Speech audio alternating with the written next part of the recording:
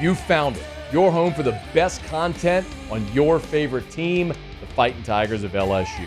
Do us a favor, subscribe to the channel, leave your comments below, and be sure to smash that like button.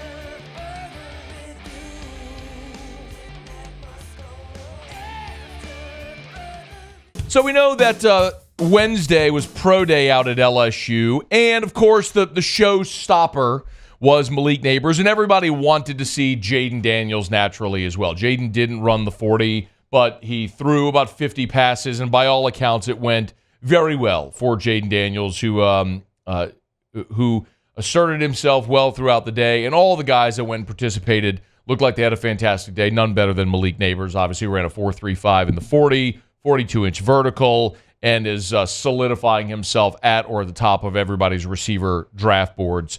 Brian Kelly met with reporters there at LSU Football Media Day, or excuse me, at Pro Day afterwards, and he gave sort of the standard pat generic answer that you give about what having a pro day like that means for your program.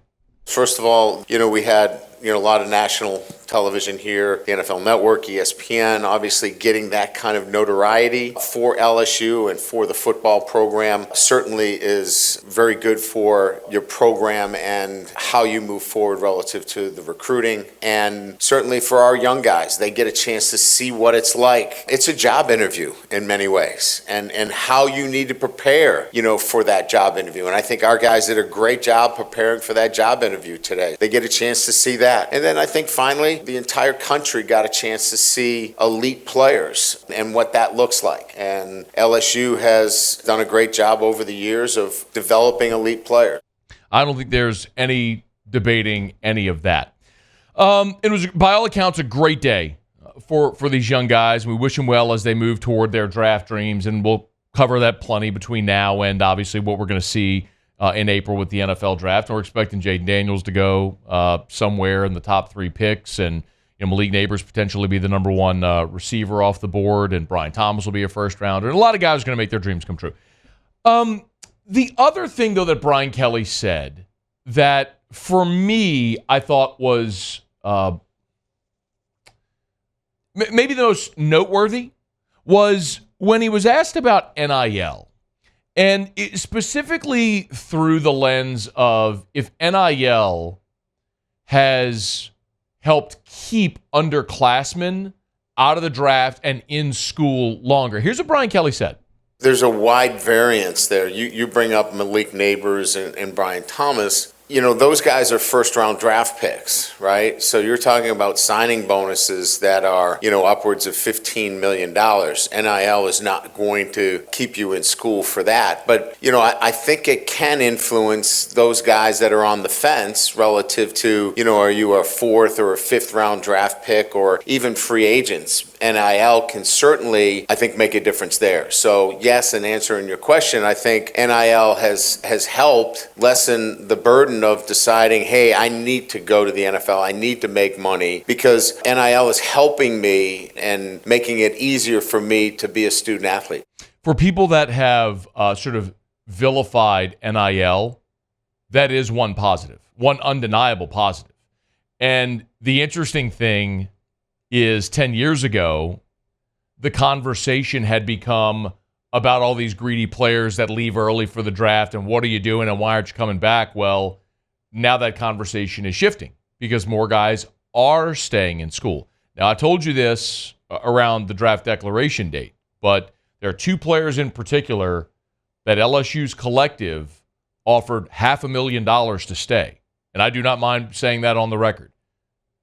Mason Smith and Mekhi Wingo were both offered $500,000 NIL opportunities to return in 2024, and both decided to go pro anyway. Now,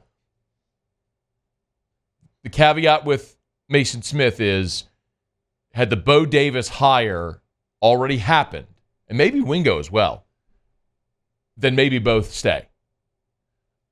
But at that point, you didn't know who the defensive line coach was going to be. They declared, and then the next week is when LSU hired Bo Davis, and then it was kind of hard to put the toothpaste back in the tube. But anyway, so just for the record, LSU did, the collective did have a $500,000 offer on the table for each of those players to return, and they didn't. But undeniably, that situation of players on the fence making the decision to go instead of stay has become the exception, not the rule. I told you I was going to illustrate this point. And this proves Brian Kelly's point there. LSU, despite their early entrance, college football had 58 players declare early for this year's NFL draft. 58. That is the fewest number of underclassmen declaring for the draft since the 2011 draft.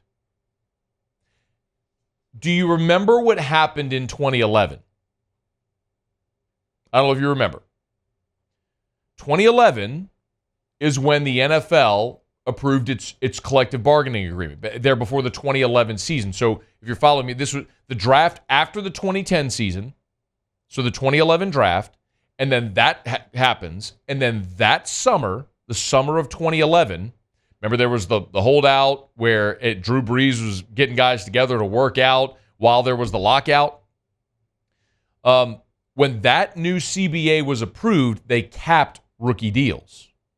Remember, you used to have draft picks hold out to get more money. I mean, Jamarcus got a $60 million contract without ever taking a snap. So the veterans at the new CBA said, hold on.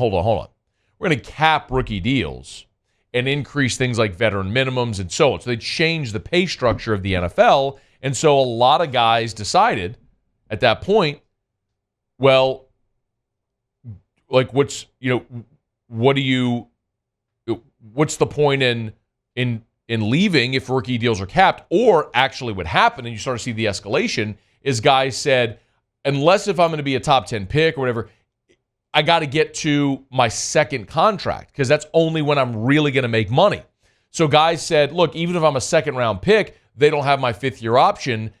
After year 4, I'm a free agent, or before my fourth year, so I'm 3 years away from a new deal. Let me start my clock ticking toward my second contract. So that's when you started to see the number of underclassmen dramatically increase. If you're watching, not listening, I'll show you this chart. But this is a chart that tracks the number of underclassmen that declared for the draft from 2004 up into this year. And what you saw from 04 to 11 was pretty steady. And after 2011 with the new CBA is when you saw it, this run up. And 2021 was an all-time high number of underclassmen. And the 2021 draft. And obviously since then, you've had NIL, and each year, 22, you saw a dramatic drop-off, and you've seen it stair-step down ever since, back to pre-2011 levels. I mean, 58 underclassmen declaring for the draft. There is no other plausible explanation other than NIL. I mean, you can look at that and say, man, what happened in 2022 after this run-up for a decade of just upward number of players leaving early, and then boom, it fell off a cliff. What happened? Well, NIL happened. So yes, NIL is allowing for more players to stay in school longer. So Brian Kelly is right. Now, there are going to be exceptions. And if you're Malik Nabers or if you're Jayden Daniels or Brian Thomas and you're going to be a first-round pick and you're going to go, make, 7-8 figures in a signing bonus immediately whenever you get drafted, then yeah, of course they're going to leave.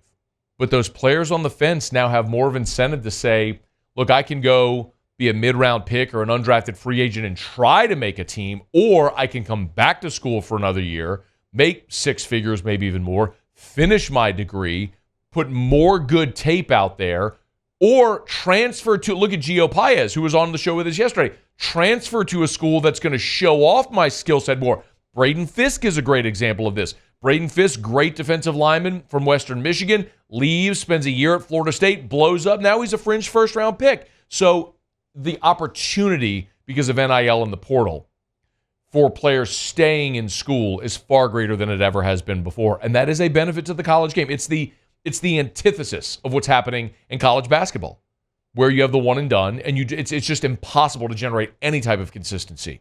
Well, college football, you're getting the best players that are staying in. Well, I should say the best players, but you're getting a lot of talented players and veteran players staying in the sport. It's a very good thing for the health of college football. A story that's not told enough. Hey, thanks so much for watching. Please leave your comments. I love to interact, and be sure to hit the red subscribe button below.